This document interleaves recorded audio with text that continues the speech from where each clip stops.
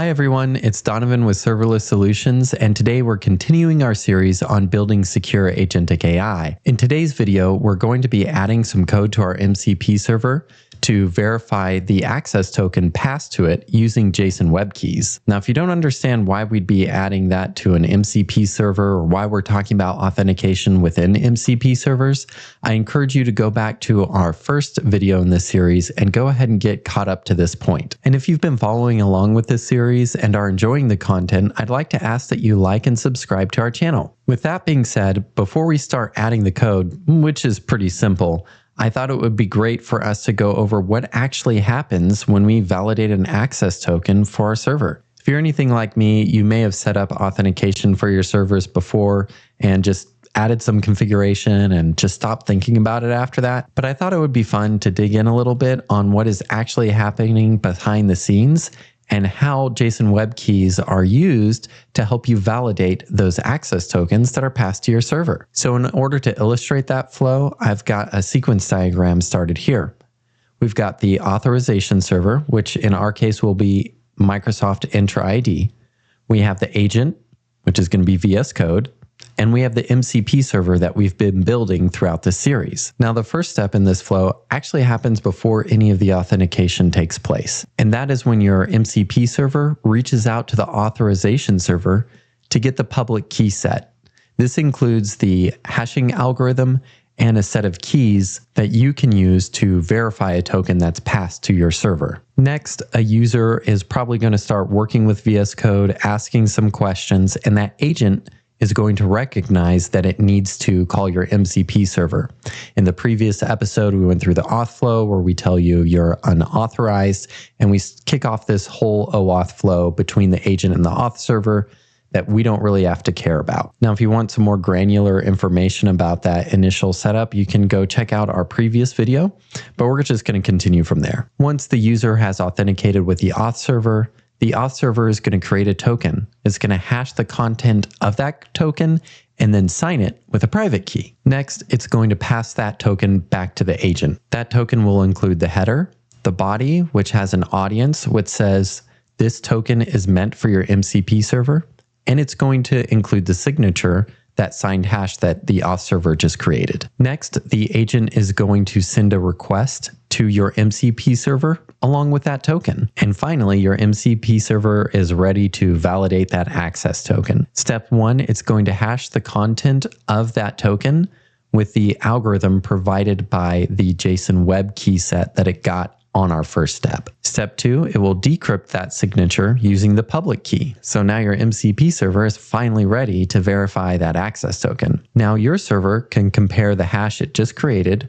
with the hash that it decrypted from the server and make sure that they match. If they do, we know that the access token we received is indeed from the server because we can decrypt the signature with a public key. And we know that the message has not been tampered with because both hashes match. Finally, we can check the audience in that access token's claims to ensure that this access token is meant for our server and not somebody else's. Now that we've gone over that flow, which was totally not confusing at all, let's go ahead and add the code in. Now that we're back in our MCP project, you'll notice I've added the Axum JWKs crate to our list of dependencies. In addition to that, I've added two constants to our main file for the login host for Microsoft, as well as the OIDC path that we're going to use to retrieve our JSON web key set. We're just going to keep it simple by creating an app state here. We'll call it once since we're not really running this for a long time, and leave the implementation of refreshing those JWKs to your particular project and framework. In order to set up that JSON web key retrieval, we're going to create our OIDC URL first, using all our friendly constants. We're going to want to use our tenant ID, and finally that path, and this will create the URL that we'll use to reach out and get that information. Next, we wanted to ensure that our audience was scoped to our specific server. If you watched our last video, this will be familiar. This is the app registrations app URI. And we'll be using our client ID for our application as the audience. With that information, it's time to go get our JSON web keys.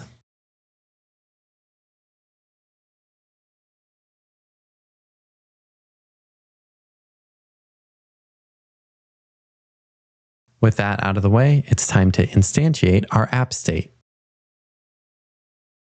Now we'll want to inject that app state into our middleware that we created in the last video. And that's actually pretty easy to do. Instead of using from function, we're going to use from function with state. And we're going to pass in our app state. And then all we have to do is jump over to our validate token method and update its signature. In our last video, we did absolutely nothing once we got an actual access token to our service. So now we're going to go ahead and validate it. So let's make sure that we first grab the bearer token.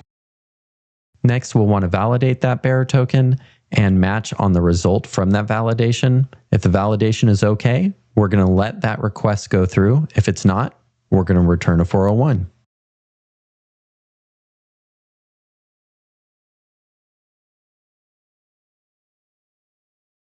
And what you'll notice here is we've got a compile error. Validate claims is telling us that it's going to actually deserialize those claims. So we need to give it a type that it's going to use for that. So let's go ahead and take care of that. And we'll just add an empty claims object here, which we'll work on a little bit more in our next video. Then we'll let it know that we want it to be of the intra claims type. And we'll fill in the matching arms. When everything's okay, we just want to let the request go as normal. If things were looking sus, we're going to return a 401.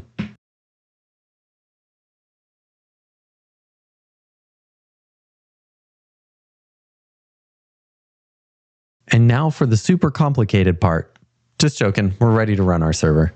Now that the server is running, we can see that we've fetched the OpenID configuration. We've gone ahead and used that OpenID configuration to discover the JWKs URL. So now we have our public keys and the algorithm we're going to use for our hashing. We'll start the MCP server and let that validate token do its magic. We're going to be prompted to authenticate with Microsoft, which I'll do off screen. And now we're ready to see if our agent can successfully authenticate on those tools. So I'm going to ask once again what available Pokemon there are to catch. And there we go. Everything is working as expected. In our next video, we're going to move past basic authentication and add some role-based access control to our different tools. So now I want to hear from you guys. Do you like it when we break down some of these concepts in our videos, or do you just want us to stick to the code? Let us know in the comments, and I look forward to seeing you next time.